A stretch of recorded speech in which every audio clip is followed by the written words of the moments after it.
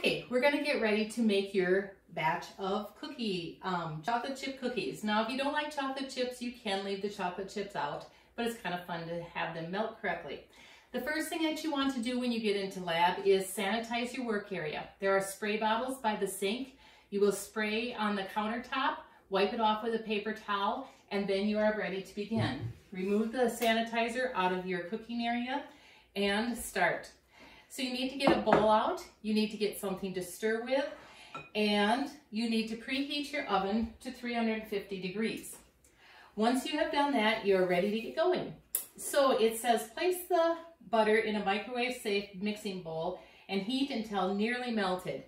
So what we have are 2 tablespoons of butter, and I put it in a little bowl, and you see there's a little chunk that's not melted, but I have some melted. So I'm going to stir that around so that it's just kind of all the same consistency before adding it to my mixing bowl.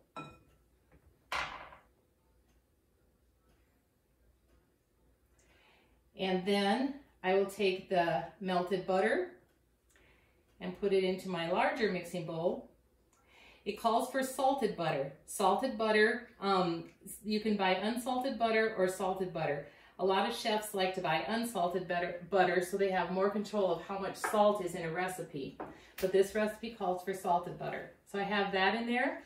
The next thing I need to add to it are 3 tablespoons packed brown sugar. So when you pack the brown sugar, what you do is you measure it and you push it down. It should, you don't want to pack it too tightly, but it should hold its shape and then crumble easily into your bowl. And so packing your brown sugar, that's 2. And 3.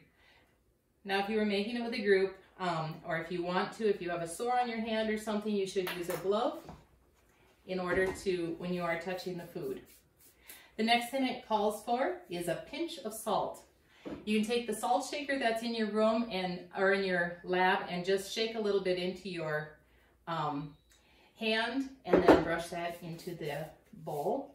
We're going to mix that together.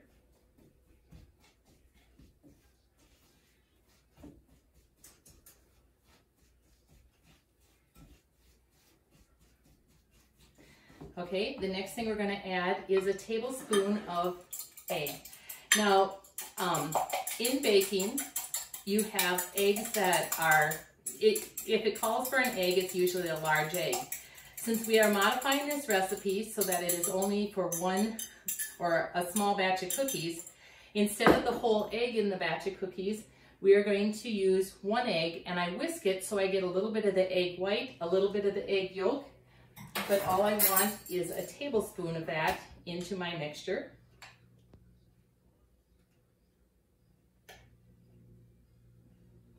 So I'm going to put that in with my brown sugar and butter and salt. The next thing I want to add, of course, we want a little bit of flavor. So I'm going to grab my vanilla.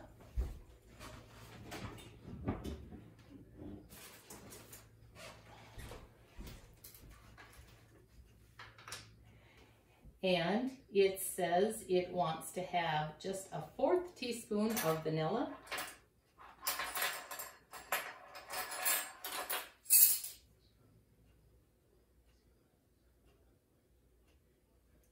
That's for flavor. The next thing that I need to add in there as I mix this around. Okay, so I have the melted butter, the brown sugar, the salt, the egg, and the vanilla. The next thing, of course, we need to have the flour for structure. So it calls for a 1/3 cup of flour. In order to measure your flour, you want to have your straight edge spatula, and you will take your flour and loosen the flour up that you have in a canister a little bit with a spoon. Put it into your measuring cup gently. Level it off. In baking, it's usually pretty much of a science that you want to try to follow the measurements that are on the recipe, because that's what somebody has tested and prepared. So I have 1/3 cup flour, and it calls for an 1/8 teaspoon of baking soda. So I'm going to take 1/4 teaspoon, and I'm just going to take half of that 1/4 teaspoon and put that into my flour. Now, baking soda, you always want to make sure that it's incorporated. Remember, baking soda, you need an acid ingredient in order for it to work. Our acid ingredient actually is the brown sugar. Before I mix that all in together with everything, I like to take my baking soda and I'll stir it together a little bit with the flour, just so it's a little bit incorporated with just the flour. Now I'm going to take it and mix it together with the wet ingredients.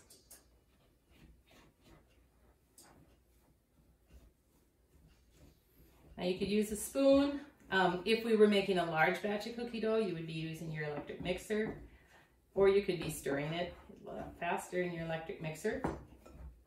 So I want to totally incorporate this. It says on the recipe about 20 to 30 seconds, but you have to see how yours is turning out. You have plenty of time, so make sure that it looks good.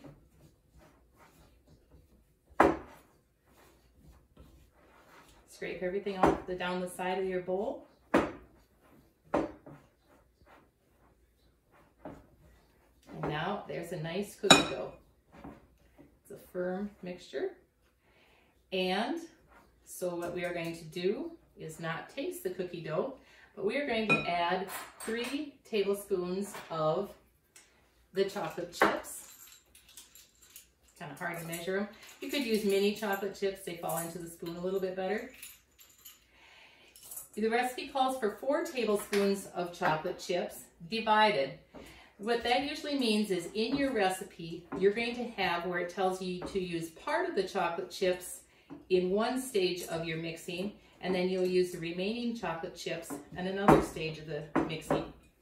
Okay, there we have our chocolate chip cookie dough. Just a little batch, just so we get a little practice in the kitchen and get to do our own cookies. The next thing that I have for you is some parchment paper, and on your cooking sheet, I would like you to take the parchment paper and put it on there. The reason for the parchment paper, your cookies won't stick, but the other thing is cleanup is going to go a lot faster.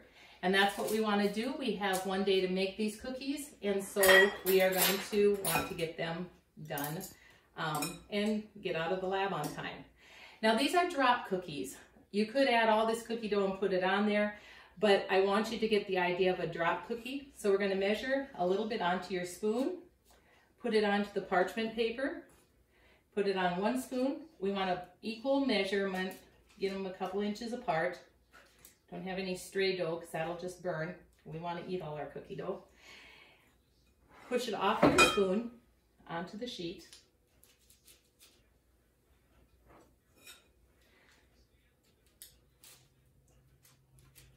And you're putting about a tablespoon of dough on there. But you don't have to measure it out. Just estimate it with your eyes.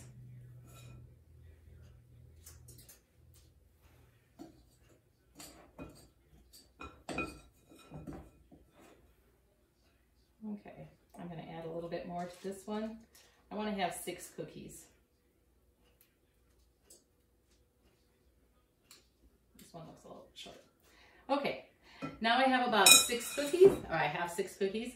I'm going to take that remaining tablespoon and add these chocolate chips on the top so that I know that when I bake it, it'll end up with chocolate chips melting on the top of my cookie.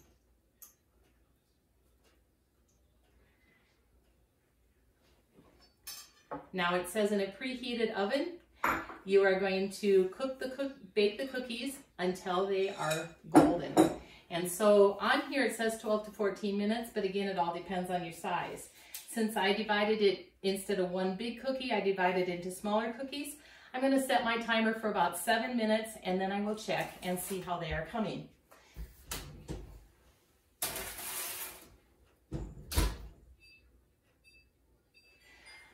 On a lot of the ovens, what you have to do when you are preheating the oven, you will set it to the temperature that you need, and you may need to push start in order for the oven to start preheating. Once it is preheated, then you are ready. Anything that bakes for under an hour needs to have a preheated oven before you put it in there. So now my oven has been preheated. I put the timer on for 7 minutes, and now I will wait and check it at 7 minutes to see if they are golden brown. And pull out my cookies. They are a nice golden brown. And I will let them cool on the cooling rack. There you have it, a small batch of chocolate chip cookies ready for you to take home. We'll cool them in class, and then we'll package them up so you can take them home and eat them at home. Well, happy baking!